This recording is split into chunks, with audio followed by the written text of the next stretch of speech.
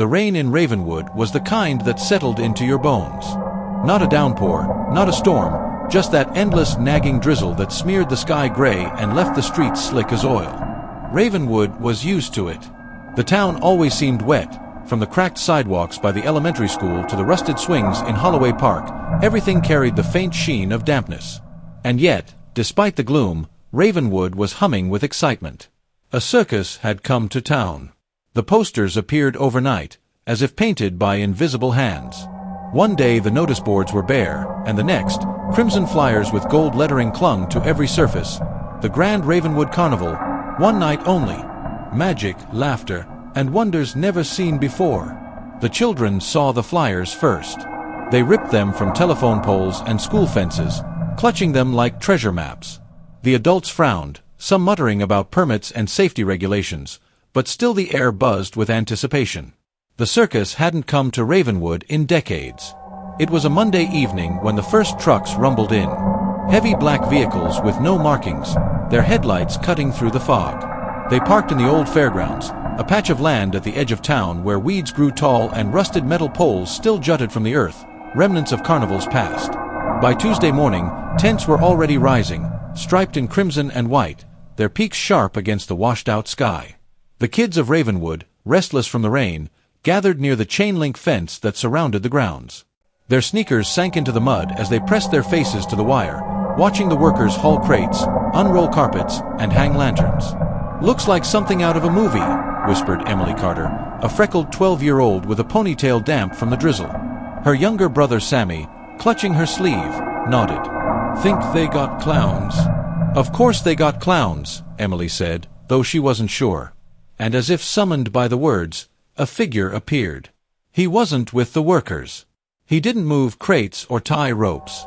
He simply stood, half hidden behind one of the red and white tents, watching. His suit was old-fashioned, black and white with diamond patches, like something from a circus 100 years ago. His face, or maybe it was a mask, was painted bone-white, with a grotesque grin smeared too wide across the mouth. In one gloved hand he held a deck of playing cards, and in the other, a balloon. A red balloon, glossy and dripping with rain. Emily blinked. "Did you see that?" Sammy tugged her arm. "Yeah, the clown."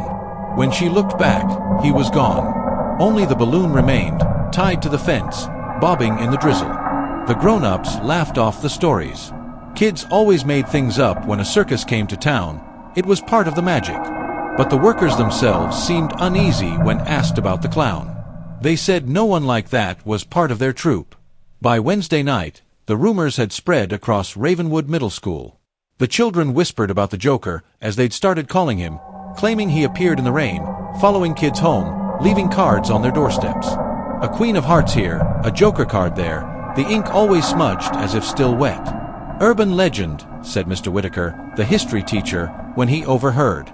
"Circus folk always bring tall tales." But not everyone was convinced. Especially not Tommy Griggs, a scrawny boy with Coke bottle glasses who swore he saw the Joker outside his bedroom window at exactly 2:17 a.m., holding a balloon against the glass. His parents said it was a nightmare. Tommy insisted it wasn't. 2 nights later, Tommy didn't show up for school. His mother said he'd gone missing from his room sometime after midnight. The window was found open, rain pooling on the floor, and on his desk lay a single playing card, the Joker, its face grinning, smeared in red. The town buzzed with panic. Ravenwood's police searched the woods, dragged the river, questioned circus workers, but they found nothing. And still, the circus prepared for its grand opening. On Friday night, the fairgrounds lit up like a beacon. Strings of lanterns swayed in the mist. Music spilled into the streets, calliope tunes, cheerful on the surface, but with a faint dissonance that made the skin prickle. Families gathered, drawn like moths to the glow. Emily and Sammy went with their parents. Despite her unease, Emily couldn't resist. There was something magnetic about it all, the smells of popcorn and sawdust, the laughter of children already inside. The tents were magnificent. Jugglers tossed flaming torches into the misty air. Acrobats swung above the crowd, their sequined costumes sparkling. A bearded lady sold candied apples beside a man who could swallow swords. But the whole time, Emily couldn't shake the feeling of being watched. She saw him again near the carousel, the Joker, standing perfectly still among the shadows. He wasn't laughing, wasn't even moving, just staring. His balloon floated above him, a drop of red in the gray drizzle.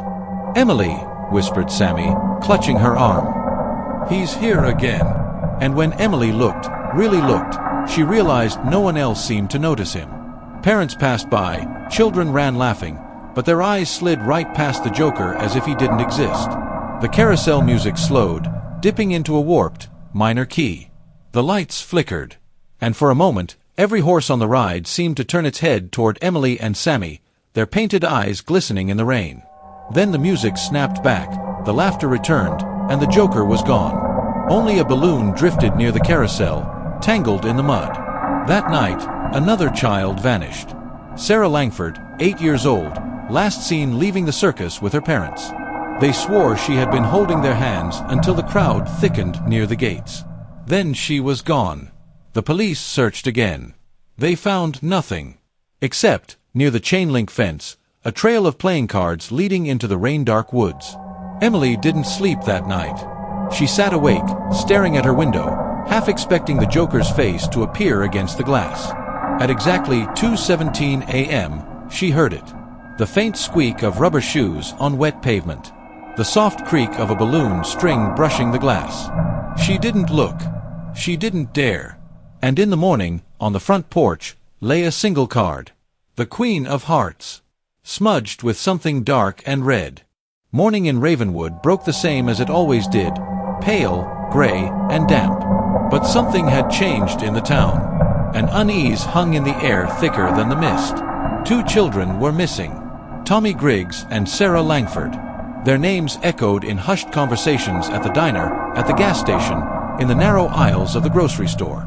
The sheriff assured everyone that the kids had probably run off to play, but no one believed it. Not really. The posters for the circus, once exciting, now looked sinister. The painted clowns leered from telephone poles, their smiles too wide, their eyes too bright. Parents started tearing them down, only to find fresh ones pasted back up the next morning, as if the rain itself had glued them in place. Emily Carter felt the shift most keenly. She couldn't stop thinking about the Joker, the way no one else seemed to see him, the way he seemed to choose her and Sammy, leaving cards at their door. She hadn't told her parents about the card on the porch. She didn't know why.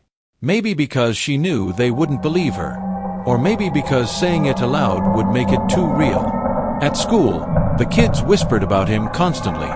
"They say if you see his balloon, it means he's picked you," muttered a boy in the cafeteria. "My cousin said the Joker used to be part of the circus, but he died in a fire. Now he comes back when the tents go up."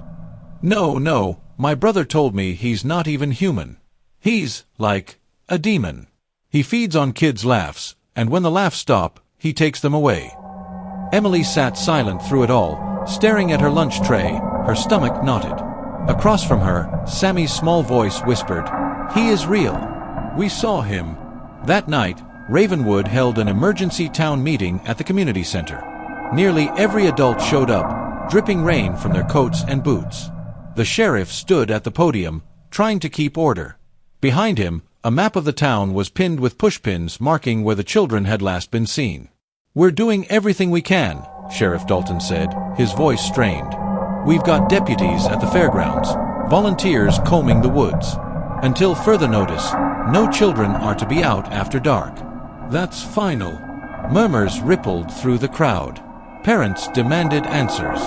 Some shouted that the circus should be shut down. Others argued it was the only good thing to happen in Ravenwood in years. Then old Mrs. Kincaid spoke. She was nearly 90, hunched in her chair, but her voice cut through the noise like a knife. "It's happened before," she said. The room fell silent.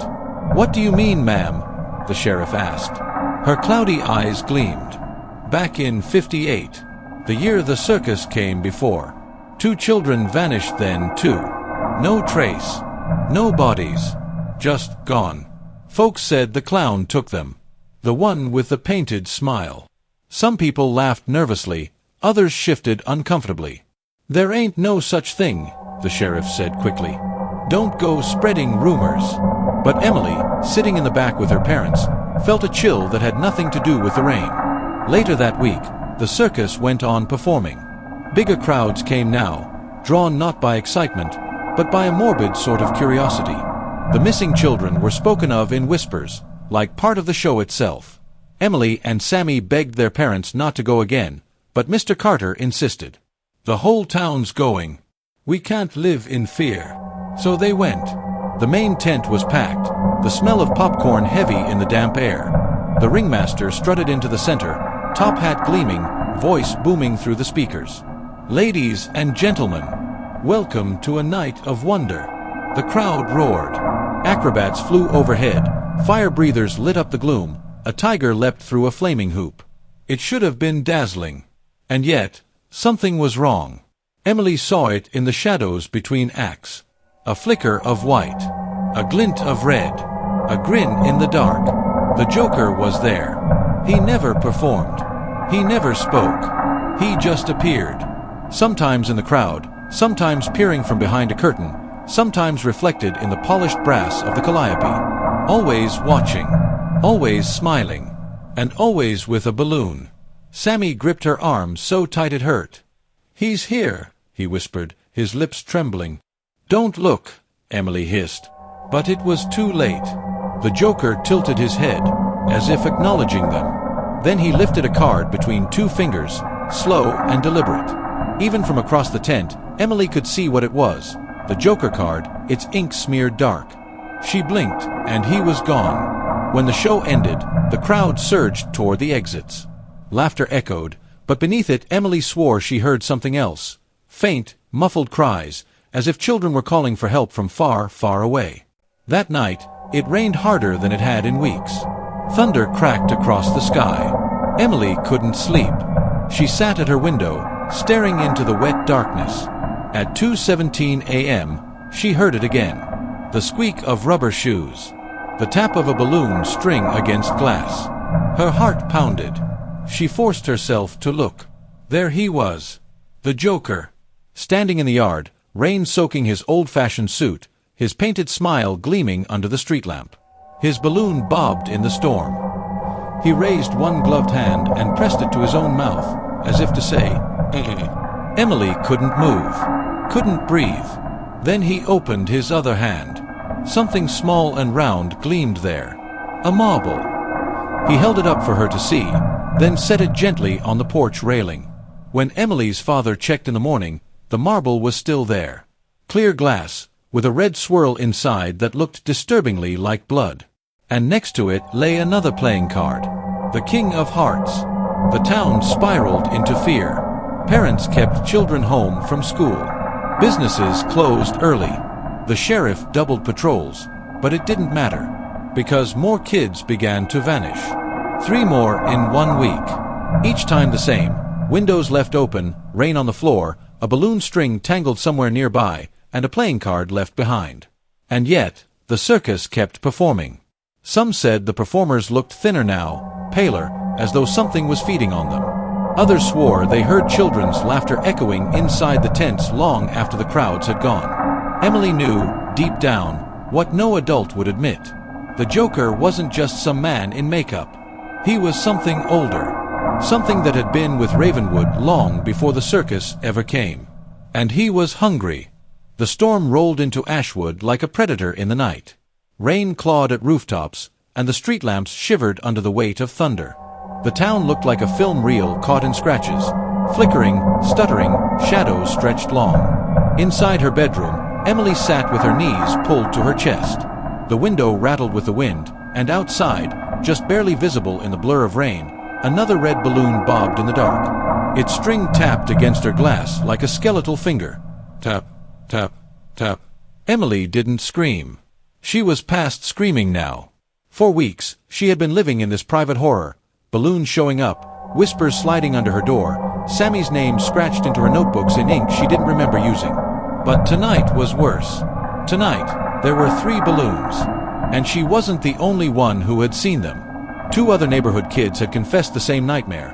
Billy, a wiry boy with a nervous laugh, and Claire, a soft-spoken girl with braids who claimed she saw balloons outside her window too, floating in the dark like watchers. They met in Emily's basement, flashlights flickering over their pale faces. "He's calling us," Billy said, voice trembling. "Those cards, those balloons, it's all a trail." Claire hugged her knees. "My mom says it's just pranks. But," she swallowed, "kids don't just vanish into thin air. Something's taking them." Emily clenched her fists. Not something. Him. The Joker.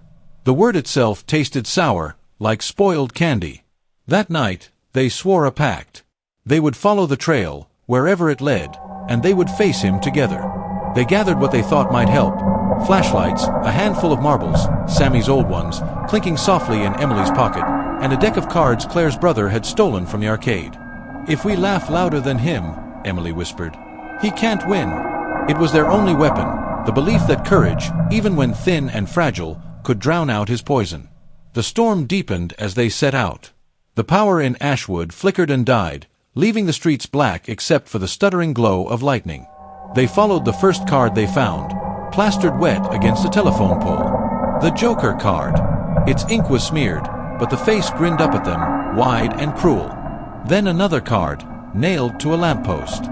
Another, floating in a gutter. The rain plastered their hair to their faces, but they pressed forward, hearts hammering. The trail led them to the edge of town. And there, crouched like a corpse in the storm, was the old Ashwood Carnival. No one had set foot there in years. Its rides were rusted skeletons, its painted clowns peeling into nightmares. The Ferris wheel loomed like a broken halo against the sky, balloons tied to its seats swaying violently in the wind. The Joker had chosen his stage. Inside the carnival, the storm was muffled, but another sound rose in its place: laughter. Not human laughter. Something stretched, distorted, echoing through the empty stalls and broken rides. The children moved toward the funhouse, drawn by flickers of light. The mirrors inside were warped and cracked, reflecting not themselves but versions of themselves. Mouths wide, eyes too large, smiles cut from ear to ear. Emily froze. In the reflection, she wasn't holding marbles at all. She was juggling them, giggling like a clown. A balloon drifted past. Billy popped it with his flashlight, and a rain of marbles spilled across the floor, clattering like bones. From the shadows, a whisper hissed. "Why so serious, little stars of my show?" And then he was there. A tall figure stepped into the fractured light, face hidden behind a pale mask painted with a permanent grin. His suit was soaked, but his gloves gleamed white as bone. He didn't rush them. He didn't even raise a hand. Instead, he pulled out a deck of cards and began to perform tricks. Each card flicked into the air, shimmering. When the first card landed, it showed a boy's face, Sammy's. Then the card ignited, curling into ash before it touched the ground. Another card, Claire's cousin. Then gone. Another, Billy's neighbor. Gone. Children's faces, all the missing ones, smiling from the cards before burning away. "You think I hunt?"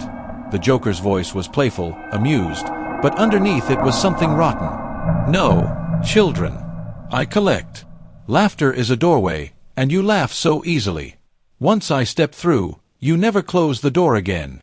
Billy's knees buckled. Claire clutched her flashlight like a weapon. Emily forced herself to speak. "Why us?" The Joker tilted his head, mask gleaming. "Because you're the loudest audience. Every scream, every giggle, every tear, it feeds the show. And someone must always wear the mask." That's when Emily understood. The Joker wasn't a man at all. He was a role. A parasite. A curse carried in laughter itself. The balloons, the cards, the marbles, they weren't toys. They were tools. Tools to twist children's joy until it cracked like glass. Whoever laughed last inherited the mask. The Joker didn't want to kill them. He wanted a replacement. The mirrors shuddered, balloons bursting with sharp cracks, each one spilling more marbles, more teeth, more cards. The Joker spread his arms. Who will it be? Who will laugh last? Emily's chest tightened. She felt something crawling under her skin, pulling at her lips, stretching them into a smile that wasn't hers. She remembered Sammy's marbles in her pocket, warm against her palm. She remembered their pact. If we laugh louder than him, he can't win. Emily threw her head back and laughed. Not a frightened laugh, not cracked with hysteria. A strong, steady laugh, sharp as broken glass. The Joker froze. His mask tilted, uncertain. Billy joined in, his laughter shaky but growing. Then Claire, tears streaming down her cheeks, forcing a giggle that grew louder, bolder. Their laughter filled the funhouse, bouncing off mirrors, swelling until it was deafening. The Joker staggered back, his body fracturing like glass. His voice broke into a scream. The mirrors shattered, balloons burst into clouds of smoke, cards caught fire in midair. And then, silence. The Joker was gone. When dawn came, the carnival was empty. Police found no trace of the Joker, only burned cards, shattered mirrors, and marbles scattered in the mud. The children were found wandering near the Ferris wheel, soaked and shivering. The adults told themselves it was just hysteria, children feeding each other's fears. The Joker was just a story. But Emily knew better. Because the next morning, on her doorstep, she found a single card. The Joker, blank. Except for one thing. Her own reflection, grinning back. Weeks later, the storm had passed. Ashwood tried to forget.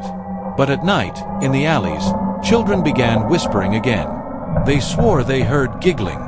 Not the Joker's giggling. Emily's.